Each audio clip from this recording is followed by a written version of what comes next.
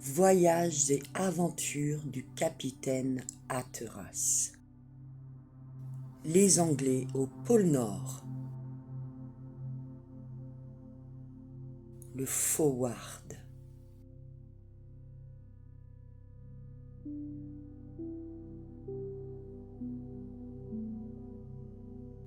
Demain, à la marée descendante, le brick le Forward, capitaine KZ, second, Richard Chandon, partira de New Prince Docks pour une destination inconnue. Voilà ce que l'on avait pu lire dans le Liverpool Herald du 5 avril 1860.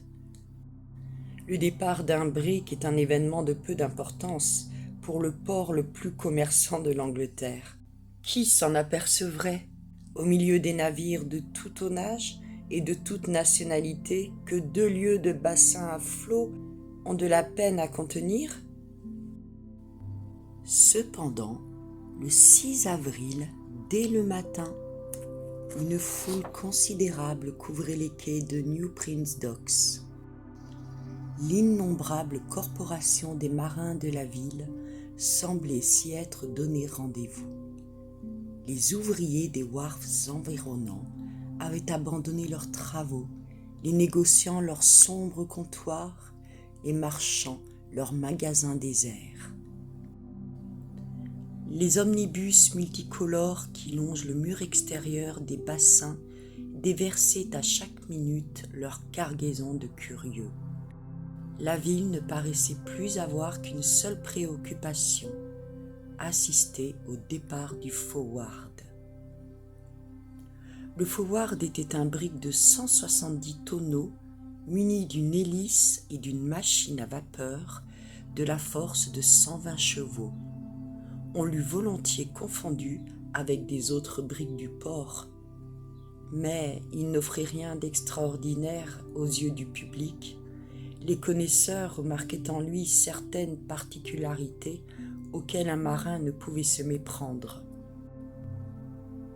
Aussi, à bord du Nautilus, ancré non loin, un groupe de matelots se livrait-il à 1000 conjectures sur la destination du Forward. Que penser, disait l'un, de cette mâture ? Il n'est pas d'usage, pourtant, que les navires à vapeur soient si largement voilés.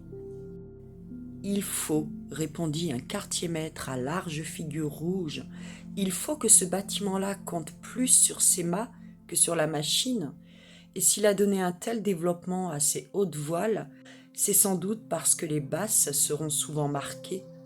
Ainsi donc, ce n'est pas douteux pour moi. Le Forward est destiné aux mers arctiques ou antarctiques, là où les montagnes de glace arrêtent le vent plus qu'il ne convient à un brave et solide navire. Vous devez avoir raison, maître Cornille, reprit un troisième matelot. Avez-vous remarqué aussi cette étrave qui tombe droit à la mer ? Ajoute, dit maître Cornille, qu'elle est revêtue d'un tranchant d'acier fondu, affilé comme un rasoir, et capable de couper un 3 ponts en 2 si le Forward, lancé à toute vitesse, l'abordait par le travers. Bien sûr, répondit un pilote de la Mersey, car ce brick-là file joliment ses 14 nœuds à l'heure avec son hélice. C'était merveille de le voir fendre le courant quand il a fait ses essais. Croyez-moi, c'est un fin marcheur. Et à la voile, il n'est guère embarrassé non plus, reprit maître Cornille. Il va droit dans le vent et gouverne à la main. Voyez-vous, ce bateau-là va tâter des mers polaires où je ne m'appelle pas de mon nom. Et tenez, encore un détail. Avez-vous remarqué la large jaumière par laquelle passe la tête de son gouvernail ? C'est ma foi vrai, répondirent les interlocuteurs de maître Cornille. Mais qu'est-ce que cela prouve ? Cela prouve, mes garçons, riposta le maître avec une dédaigneuse satisfaction, que vous ne savez ni voir ni réfléchir. Cela prouve qu'on a voulu donner du jeu à la tête de ce gouvernail, afin qu'il pût être facilement placé ou déplacé. Or, ignorez-vous qu'au milieu des glaces, c'est une manœuvre qui se reproduit souvent ? Parfaitement raisonné, répondirent les matelots du Nautilus. Et d'ailleurs, reprit l'un d'eux, le chargement de ce brick confirme l'opinion de maître Cornille. Je le tiens de Clifton qui s'est bravement embarqué. Le forward emporte des vivres pour 5 à 6 ans et du charbon en conséquence. Charbon et vivres, c'est là toute sa cargaison, avec une pacotille de vêtements de laine et de peaux de phoque. Eh bien, fit maître Cornille, il n'y a plus à en douter. Mais enfin, l'ami, puisque tu connais Clifton, Clifton ne t'a-t-il rien dit de sa destination ? Il n'a rien pu me dire, il l'ignore. L'équipage est engagé comme cela. Où va-t-il ? Il ne le saura guère que lorsqu'il sera arrivé. Et encore, répondit un incrédule, s'ils vont au diable, comme cela m'en a tout l'air. Mais aussi, quelle paye, reprit l'ami de Clifton en s'animant. Quelle haute paye, 5 fois plus forte que la paye habituelle. Ah, sans cela, Richard Chandon n'aurait trouvé personne pour s'engager dans des circonstances pareilles. Un bâtiment d'une forme étrange, qui va on ne sait où, et n'a pas l'air de vouloir beaucoup revenir. Pour mon compte, cela ne m'aurait guère convenu. Convenu ou non, l'ami, répliqua maître Cornille, tu n'aurais jamais pu faire partie de l'équipage du forward. Et pourquoi cela ? Parce que tu n'es pas dans les conditions requises. Je me suis laissé dire que les gens mariés en étaient exclus. Or, tu es dans la grande catégorie. Donc, tu n'as pas besoin de faire la petite bouche, ce qui, de ta part d'ailleurs, serait un véritable tour de force. Le matelot ainsi interpellé se prit à rire avec ses camarades, montrant ainsi combien la plaisanterie de maître Cornille était juste. Il n'y a pas jusqu'au nom de ce bâtiment, reprit Cornille satisfait de lui-même, qui ne soit terriblement audacieux. Le forward, en avant, forward jusqu'où, sans compter qu'on ne connaît pas son capitaine à ce brick-là. Mais si, on le connaît, répondit un jeune matelot de figure assez naïve. Comment, on le connaît ? Sans doute. Petit, fit Cornille, en es-tu à croire que Chandon soit le capitaine du forward ? Mais, répliqua le jeune marin, sache donc que Chandon est le commandeur, pas autre chose. C'est un brave et hardi marin, un baleinier qui a fait ses preuves, un solide compère, digne en tout de commander, mais enfin il ne commande pas. Il n'est pas plus le capitaine que toi ou moi, sauf mon respect, et quant à celui qui sera maître après Dieu à bord, il ne le connaît pas davantage. Lorsque le moment sera venu, le vrai capitaine apparaîtra on ne sait comment et de je ne sais quel rivage des deux mondes, car Richard Chandon n'a pas dit et n'a pas eu la permission de dire vers quel point du globe il dirigeait son bâtiment. Cependant, maître Cornille, reprit le jeune marin, je vous assure qu'il y a eu quelqu'un de présenté à bord, quelqu'un annoncé dans la lettre où la place de second était offerte à monsieur Chandon. Comment ? Riposta Cornille en fronçant le sourcil. Tu vas me soutenir que le forward a un capitaine à bord ? Mais oui, maître Cornille. Tu me dis cela, à moi. Sans doute, puisque je le tiens de Johnson, le maître d'équipage. De maître Johnson ? Sans doute, il me l'a dit à moi-même. Il te l'a dit, Johnson ? Non seulement il m'a dit la chose, mais il m'a montré le capitaine. Il te l'a montré, répliqua Cornille stupéfait. Il me l'a montré, et tu l'as vu de mes propres yeux. Et qui est-ce ? C'est un chien. Un chien à 4 pattes ? Oui. La stupéfaction fut grande parmi les marins du Nautilus. En toute autre circonstance, ils eussent éclaté de rire. Un chien capitaine d'un brick de 170 tonneaux. Il y avait là de quoi étouffer. Mais, ma foi, le forward était un bâtiment si extraordinaire qu'il fallait y regarder à 2 fois avant de rire, avant de nier. D'ailleurs, maître Cornille lui-même ne riait pas. « Et c'est Johnson qui t'a montré ce capitaine d'un genre si nouveau, ce chien ?» reprit-il en s'adressant au jeune matelot. Et tu l'as vu? Comme je vous vois, sauf votre respect. Eh bien, qu'en pensez-vous? Demandèrent les matelots à maître Cornille. Je ne pense rien, répondit brusquement ce dernier. Je ne pense rien, sinon que le forward est un vaisseau du diable ou de fous à mettre à Bedlam. Les matelots continuèrent à regarder silencieusement le forward, dont les préparatifs de départ touchaient à leur fin. Et pas un ne se rencontra parmi eux à prétendre que le maître d'équipage Johnson se fût moqué du jeune marin. Cette histoire de chien avait déjà fait son chemin dans la ville, et parmi la foule des curieux, plus d'un cherchait des yeux ce Captain Dog, qui n'était pas éloigné de le croire un animal surnaturel. Depuis plusieurs mois d'ailleurs, le forward attirait l'attention publique.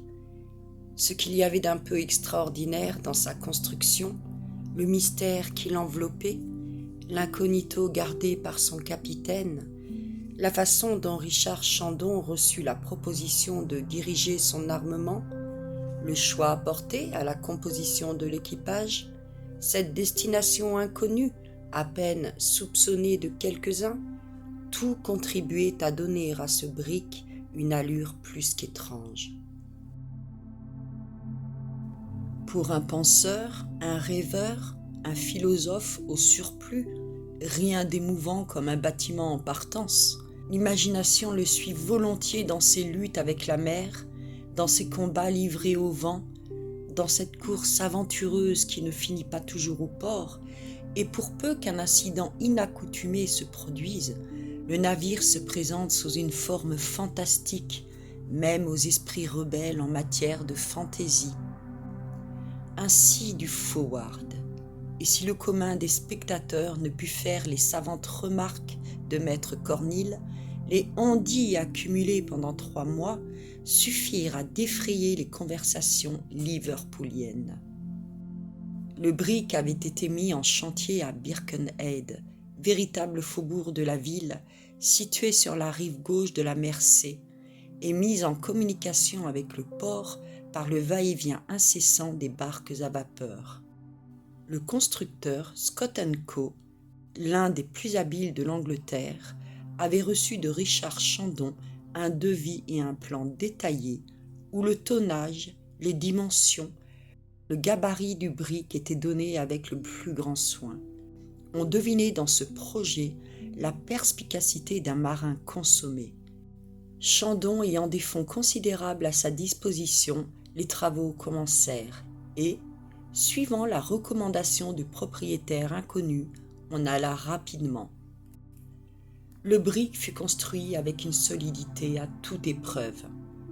Il était évidemment appelé à résister à d'énormes pressions, car sa membrure en bois de teck, sorte de chêne des Indes, remarquable par son extrême dureté, fut en outre reliée par de fortes armatures de fer. On se demandait même, dans le monde des marins, pourquoi la coque d'un navire établi dans ces conditions de résistance n'était pas faite de tôle comme celle des autres bâtiments à vapeur. À cela, on répondait que l'ingénieur mystérieux avait ses raisons pour agir ainsi. Peu à peu, le brick prit figure sur le chantier et ses qualités de force et de finesse frappèrent les connaisseurs. Ainsi que l'avaient remarqué les matelots du Nautilus, son étrave faisait un angle droit avec la quille. Elle était revêtue non d'un éperon, mais d'un tranchant d'acier fondu dans les ateliers de R. Hawthorne de Newcastle. Cette proue de métal, resplendissant au soleil, donnait un air particulier au brick, bien qu'il n'eût rien d'absolument militaire. Cependant, un canon du calibre de 16 fut installé sur le gaillard d'avant. Monté sur pivot, il pouvait être facilement pointé dans toutes les directions. Il faut ajouter qu'il en était du canon comme de l'étrave. Ils avaient beau faire tous les deux, ils n'avaient rien de positivement guerrier. Le 5 février 1860, l'étrange navire fut lancé au milieu d'un immense concours de spectateurs et sa mise à l'eau réussit parfaitement. Mais si le brick n'était pas un navire de guerre, ni un navire de commerce, ni un yacht de plaisance, car on ne fait pas de promenade avec 6 ans d'approvisionnement dans sa cale, qu'était-ce donc? Un navire destiné à la recherche de l'Erebus et du Terror et de Sir John Franklin? Pas davantage, car en 1859, l'année précédente, le commandant McClintock était revenu des mers arctiques, rapportant la preuve certaine de la perte de cette malheureuse expédition. Le Forward voulait-il donc tenter encore le fameux passage du Nord-Ouest? À quoi bon? Le capitaine McClure l'avait trouvé en 1853, et son lieutenant Creswell eut le premier l'honneur de contourner le continent américain du détroit de Bering au détroit de Davis. Il était pourtant certain, indubitable pour des esprits compétents, que le Forward se préparait à affronter la région des glaces.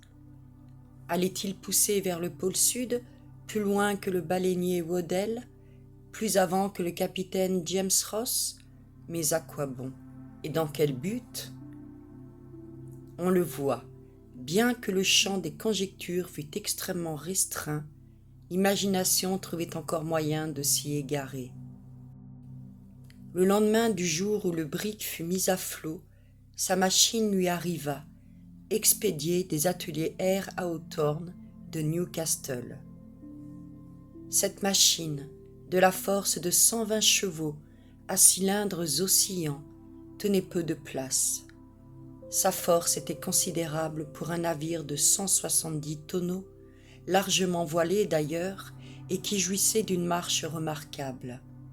Ses essais ne laissèrent aucun doute à ce sujet, et même le maître d'équipage Johnson avait cru convenable d'exprimer de la sorte son opinion à l'ami de Clifton. Lorsque le Forward se sert en même temps de ses voiles et de son hélice, c'est à la voile qu'il arrive le plus vite. L'ami de Clifton n'avait rien compris à cette proposition, mais il croyait tout possible de la part d'un navire commandé par un chien en personne. Après l'installation de la machine à bord, commença l'arrimage des approvisionnements. Et ce ne fut pas peu de choses, car le navire emportait pour 6 ans de vivres. Ceux-ci consistaient en viande salée et séchée, en poisson fumé, en biscuits et en farine. Des montagnes de café et de thé furent précipitées dans les soutes en avalanches énormes. Richard Chandon présidait à l'aménagement de cette précieuse cargaison, en homme qui s'y entend. Tout cela se trouvait casé, étiqueté, numéroté avec un calme parfait. On embarqua également une très grande provision de cette préparation indienne nommée pemmican et qui renferme sous un petit volume beaucoup d'éléments nutritifs. Cette nature de vivre ne laissait aucun doute sur la longueur de la croisière. Mais un esprit observateur comprenait de prime saut que le Forward allait naviguer dans les mers polaires à la vue des barils de lime juice, des pastilles de chaux, des paquets de moutarde, de graines d'oseille et de coléaria, en un mot à l'abondance de ces puissants antiscorbutiques dont l'influence est si nécessaire dans les navigations australes et boréales.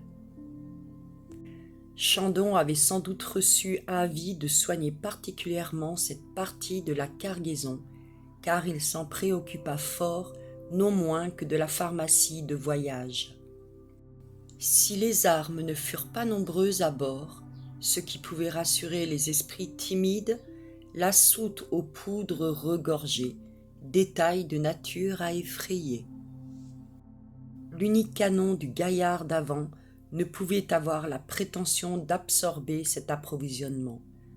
Cela donnait à penser. Il y avait également des scies gigantesques et des engins puissants, tels que leviers, masses de plomb, scies à main, haches énormes, etc., sans compter une recommandable quantité de blasting cylinders, des sortes de pétards dont l'explosion eût suffi à faire sauter la douane de Liverpool. Tout cela était étrange, sinon effrayant, sans parler des fusées, signaux, artifices et fanaux de 1000 espèces. Les nombreux spectateurs des quais de New Prince Docks admiraient encore une longue baleinière en acajou, une pirogue de fer-blanc recouverte de gutta percha et un certain nombre de halkett boats, sortes de manteaux en caoutchouc que l'on pouvait transformer en canots en soufflant dans leur doublure. Chacun se sentait de plus en plus intrigué et même ému, car avec la marée descendante, le Forward allait bientôt partir pour sa mystérieuse destination.